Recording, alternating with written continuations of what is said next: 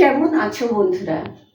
আমি পাপিয়া তোমাদের জন্য একটা খুব সুন্দর রেসিপি নিয়ে আজ আবার হাজির হয়েছি দশরূপে দশভুজার এক নতুন পর্বে। তো আজকে তোমাদের আমি যেটা দেখাবো সেটা হচ্ছে হরিয়ালি চিকেন কাবাব বা হারা ভারা চিকেন কাবাব যাই বলো সেই জিনিসটা। তবে বানানোটা কঠিন নয় এমন কিছু, বানানোটা খুবই সহজ আর খেতে খুব সুন্দর হবে। তো চলো, তোমাদের বলেছিলাম বেশ কিছু ভালো ভালো রেসিপি শেখাবো, তাই জন্য আজকে আবার একটা নতুন রেসিপি নিয়ে চলে এসেছি। এসো দেখাই কি লাগছে। এর জন্য লাগছে এটা দেখো, চিকেনটাকে আমি মিক্সিতে পেস্ট করে নিয়েছি। আচ্ছা, এবার একদম এটা কিন্তু একদম পেস্ট করা, হ্যাঁ, মানে কাবাবের জন্য পুরো পেস্ট লাগবে। এটা হচ্ছে পাউরুটির গুঁড়ো, এখানে টোস্ট বিস্কুটের গুঁড়োও নিতে পারো। আচ্ছা, আর লাগছে, এটা যেহেতু বললাম যে হরিয়ালি চিকেন কাবাব, তাই জন্য সব সবুজ সবুজ জিনিস তো লাগবে, হারা হারা ব্যাপার লাগবে। এটা হচ্ছে পালং শাক।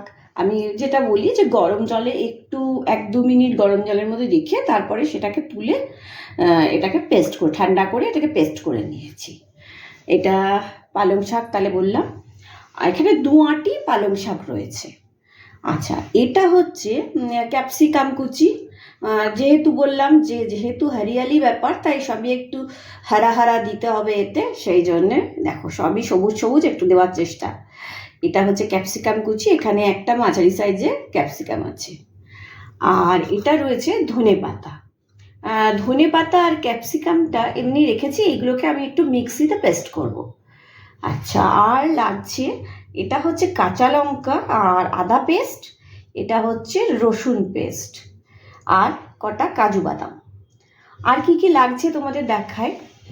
এখানে দেখো রয়েছে কর্নফ্লাওয়ার আর নুন, আন্দাজ মতো এটা লাগবে, চিনি, শাহি গরম মশলা, আর জিনিসটাকে ভাজবো সানফ্লাওয়ার অয়েলে, আর একটু পরিমাণে দেব ম্যাগি মশলা যেটা, সেটা, তাহলে ফ্লেভারটা ভালো আসবে। চলো দেখাই। প্রথমে আমি দেখো মিক্সির মধ্যে এই ক্যাপসিকামগুলো আর ধনে পাতা যেগুলো ছিল এইগুলোকে দিয়ে দিচ্ছি। একবারেই দিয়ে দেওয়া যাবে যতটা আছে। এবার এটাকে আমি মিক্সিতে পেস্ট করে নেব। পেস্ট করে নিয়ে তারপর তোমাদের দেখাচ্ছি কি করতে হবে। এই দেখো পেস্ট করা হয়ে গেছে। এবার এটা একটা বাটিতে তুলে নেব পুরো পেস্টটা, ক্যাপসিকাম আর ধনে পাতার পেস্ট যেটা বললাম সেটা। তারপরে এটা তুলে নিচ্ছি, তারপরে তোমাদের দেখাবো কি প্রিপারেশন করতে হবে। এই দেখো প্রথমে একটা পাত্র নিয়ে নেব, এর মধ্যে চিকেনের যে পেস্টটা ছিল এইটা দিয়ে দেব, আর এই যে পালং শাকের যে পেস্ট ছিল এটা পুরোটাই দিয়ে দেব এর মধ্যে। দিয়ে দিলাম। এবার এই যে ক্যাপসিকাম আর ধনে পাতার যে পেস্টটা, এটার একটু জলটা চিপে নেব, মানে যাতে বেশি জল জল না হয়। একটু জলটা চিপে নিয়ে সেই এইটা দেবো আর কি, জলটা বাদ দিয়ে যেটা, মানে রসটা বাদ দিয়ে যেটা, সেইটা দেব। এই দেখো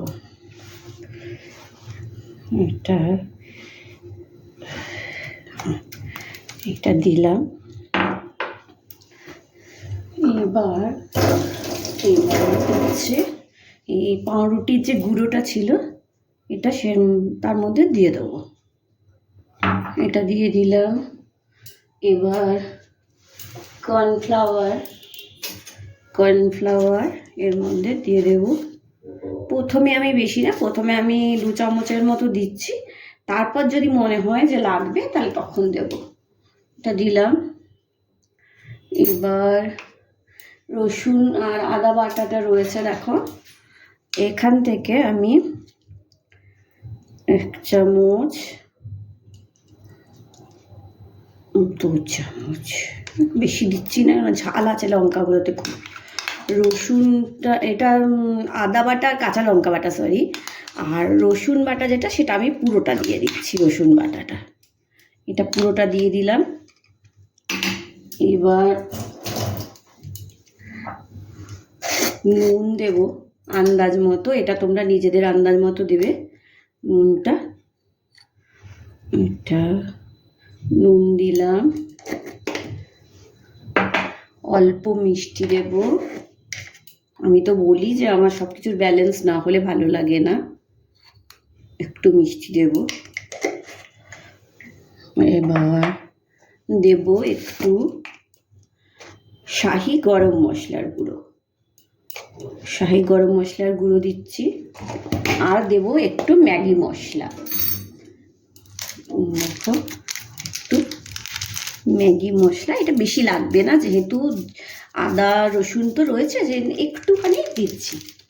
এটা দিলাম, দিয়ে এবার এটাকে সবগুলো মিলিয়ে ভালো করে মেখে নেব।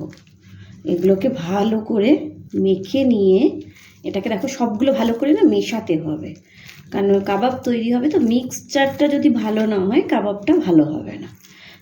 তো এখন তো দেখারও কি আছে, মানে চিকেন এক জায়গায় আর পালংটা এক জায়গায় এরম হয়ে আছে, এটা আমার পুরোটাই মেশাতে হবে। তবে আমি মাখতে গিয়ে যেটা বুঝতে পারছি, এখানে কর্নফ্লাওয়ার আমার আরেকটু লাগবে, নরম হয়ে রয়েছে। তো আরেকটু কর্নফ্লাওয়ার দেব, দিয়ে এগুলোকে আমি প্রথমে কাবাবগুলো গড়ে নেব। তারপর আগে ভালো করে মেখে নিই, তারপরে তোমাদের দেখাচ্ছি গড়ার সময়। এই দেখো বানিয়ে নিয়েছি কটা, এখানে দেখো বানিয়েছি। দিয়ে ওপরে একটুখানি পাউরুটির গুঁড়ো লাগিয়ে এবার একটা কাজু বাদাম এরমভাবে আটকে নিলাম। এইভাবে দেখো এখানে বানিয়ে নিচ্ছি। এরকম দেখো দেখতেও বেশ সুন্দর হচ্ছে, এগুলো একবার দেখো। আর বললাম যে হরিয়ালি চিকেন কাবাব, দেখো পুরো এটা যখন ভাজবো না, এই একটু গুঁড়োগুলো তো এখন যেটা দেখা যাচ্ছে, তখন তো সেটা হয়ে যাবে, গ্রিনটা আরও ভালোভাবে বোঝা যাবে তখন। তো এইভাবে দেখো গড়ে নিচ্ছি। এই দেখো আরেকটা বানিয়ে নিলাম, এইভাবে নিয়ে আরেকটা কাজু বাদাম এরকম করে লাগিয়ে নিলাম।